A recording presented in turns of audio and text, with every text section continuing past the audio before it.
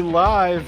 The Kansas City Chiefs are going to the Super Bowl. You only win a Super Bowl 2 times every 5 years, right? Oh! The warm-up act is over. Let's bring in Melissa Etheridge, massive Chiefs fan. Melissa, Super Bowl champion, 2-time Pro Bowler, and Trent Green. Trent Green, how you doing? Hey, what's going on, guys? And he picked it up! He picked it up! He's gonna score!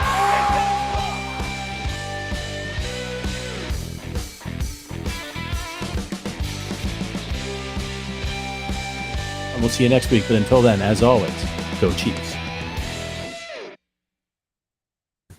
All right, welcome into the Arrowhead Addict podcast. We are here for the Chiefs halftime show. The game is tied 13-13. Chiefs, Vikings, Patrick Allen, Joe Summers. Obviously, the primary concern right now is the health of Travis Kelce. If you're not watching the game live or you're just not tuning in, whatever, Kelce went down with the dreaded non-contact injury there at the end of the first half, making a cut, reached towards the Achilles area, which made me really uncomfortable. But then he got up and jogged off the field. But then he was in pain on the sideline, visibly frustrated. I don't know what to think. Achilles sprain, maybe? Hopefully something like that can heal up. Broken foot? He's going to get x-rays. Joe, what are your thoughts on that one? I'm reminded of that Stephen A. Smith clip. This is bad. This is very, very bad. I'm terrified right now. Even if we were to lose this game, the only way it could be a true disaster is if we had some kind of long-term injury to someone like a Kelce or some other key contributor. And the look on his face, slamming down the helmet, I am very scared. Like my whole stomach is just like way up in my throat right now. I'm nervous, anxiously awaiting the reports of the injury, but the looks on his face after concerned me, though I was happy that he was able to get off and walk off on his own power, because when it first happened, it looked really bad. Yeah, I'm scared. I don't like it. I feel sick to my stomach, all of those things. The fact that he got up and ran off the field, I mean, maybe the adrenaline was still pumping and all those types of things. Who knows? It's not good. We know that. But we also know that Travis Kelce is a competitor. Mm-hmm. He wants to be out there. If he's in pain, if he's got a sprained foot or something that's maybe a little bit more minor, that's going to even keep him out of this game, he's going to be pissed off, because that's who he is. He's Travis Kelce. He wants to be out there helping his team. And he already missed a game earlier this year, so he's frustrated. We're just going to have to hold our breath and wait and see and hope for the best. But the thing that encourages me is that he walked off the field. There was no cart involved at any time. Now, look, when Bernard Pollard ran into Tom Brady's knee and ended his season, I remember Tom Brady walking down the steps. So there's no guarantees with that. But, I mean, we'll take what we can get at this point, right? So right now, we're hoping Travis Kelce is going to be okay. We're saying prayers for him. And we just got to wait and see. Let's get back to the rest of the game here. Everybody's really high strung right now. I think a lot of it's because of the Kelce injury. Not the best performance from the Chiefs so far. A lot of penalties, particularly on one drive. They allowed the Vikings to convert a fake punt that kind of everybody knew was probably coming. I actually think the Chiefs knew it was coming. I think it was Willie Gay who was there. I think it was a really good play design by the Vikings.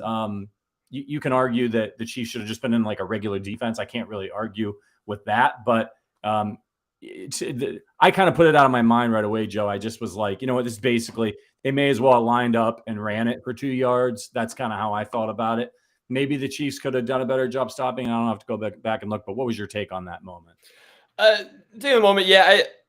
It seemed like, especially when you're in 4th and short, I feel like in modern NFL, it's not overly difficult to convert. Whether or not it came on the fake punt or not, it was less the issue. For me, the problem is just these sustained drives.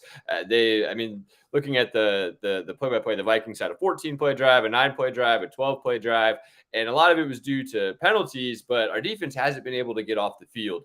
And if you let a team control the ball for that much of the first half, then you're going to be in a bad position, especially when the offense isn't able to get comfortable. In the second half, the defense needs to get off the field. They're going to be tired late. So I'm a little bit concerned about those situations. I hope we clean up the penalties. And then when we're in those fourth or third and short situations, whether they're running a fake or throwing to Justin Jefferson, we need to be ready and we need to play clean because those penalties were killer. Yeah, I'm not terribly concerned with the way that the defense has been playing. Obviously, the penalties are tough, but I think they're trying to be physical with Justin Jefferson. You know, they've held these. This is a really high potent offense here, and the Chiefs are on the road. Only 13 points given up so far, only one touchdown.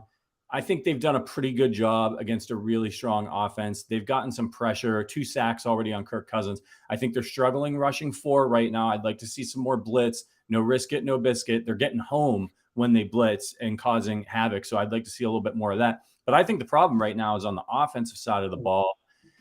They're just out of sync. Still, they're out of sync. And for the love of God, stop giving the ball to Clyde Edwards-Helaire.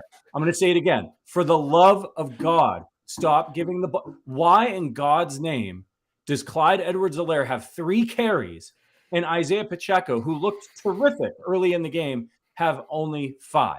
Now, if something's wrong with Pacheco, if he's hurt, fine. And look, I understand you've got Clyde in there because you want to spell Pacheco every once in a while. That's fine. I wouldn't care if Clyde Edwards-Helaire had 3 carries, if Isaiah Pacheco had 12 touches in this game so far, but he doesn't. What are you doing? The guy does not, when he's out there, he generally does not produce, right? He's there to give Isaiah Pacheco a blow. He's got 3 carries for 4 yards. He's got a long of 2. Credit him. It was a tough run. He got hit 15,000 times before he actually got the 2 yards, managed to get him. They got to get back to getting Isaiah Pacheco involved in this game right now, especially with Kelce off the field. He's their most consistent offensive performer, period. Even more than Patrick Mahomes right now.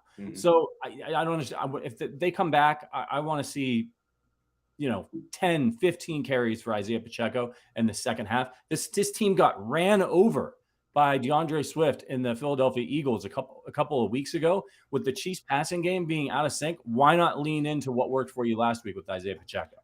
It's absurd. And frankly, I think the reason that I expressed concern about the defense was because in the back of my mind, I know this offense isn't producing anything right now. The first drive, Pacheco gets 4 carries, 21 yards, the tud. He looks good.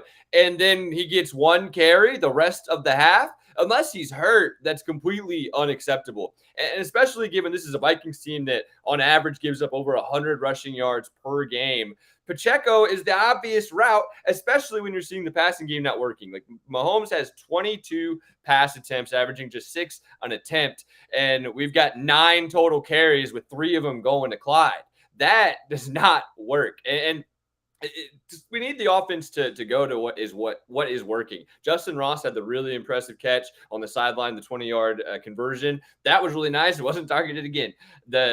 Tony made some nice plays, didn't receive a ton of targets. He's been spreading the ball around, but we need to establish Pacheco. And it's wild because I've spent so much time saying that you never want to run the ball when you have Patrick Mahomes, but that's what's working. So utilize it. Right. And the passing game is not working great. So why not get the running game going and loosen things up a little bit, open things up for the passing game? We know how dangerous Patrick Mahomes is. By the way, shout out to our guy, Action Jackson, who's a Bills fan, for the $99 super chat. You're absolutely incredible.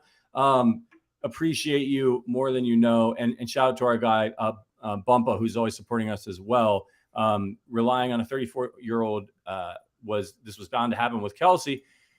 I mean, I can't argue, right? Like, he's getting older. Injuries are always in the cards for any player, especially ones of an advanced age. But I think your point about Justin and Ross is well taken.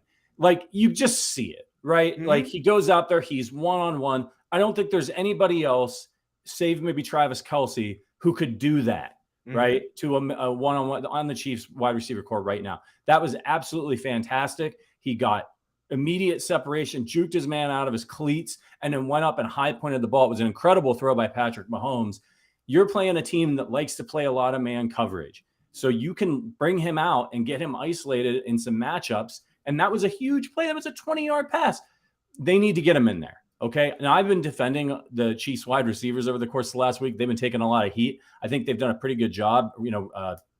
So far today, they've been catching the ball. That's a big plus. Justin Watson continues to show up and make plays for this team. That was a hell of a catch along the sideline. It led to the Chiefs getting points and this game being tied right now. So I'm fine with continuing to rotate him in. Maybe you rotate him in a little bit more than MVS right now, who hasn't been producing a ton. I'm fine with that, but you got to get Justin Ross more involved. I don't know maybe he's got a limited route tree right now. I don't know what it is, but whatever he does do well, call that and put him in the game and see what happens. You agree? Oh, absolutely. Look, the only receivers that have really popped at all this season, Rashee Rice has looked good when he's been on the field. Kadarius makes some nice tackle breaking plays. And then Justin Ross, even in the preseason, every time he gets a high point ball, he looks good going up for it. He has a skill set that is unique for our wide receiver group. And just seeing the way that he came down with that play, it was a perfect throw from Pat and a perfect catch that the defender could not get to. He can't throw those balls to Sky. We've seen him try to loft it up to Sky, and he's just not big enough. So Justin Ross has something the other receivers don't, and I don't know what the reason is that he doesn't get more playing time, but he seems like a guy clearly that can help jumpstart the offense. His lone contribution was a 20-yard catch. So I want to see him in the second half. I want to see us lean on Pacheco. I assume that Noah Gray is going to be the guy at tight end, and he's flashed pretty well too.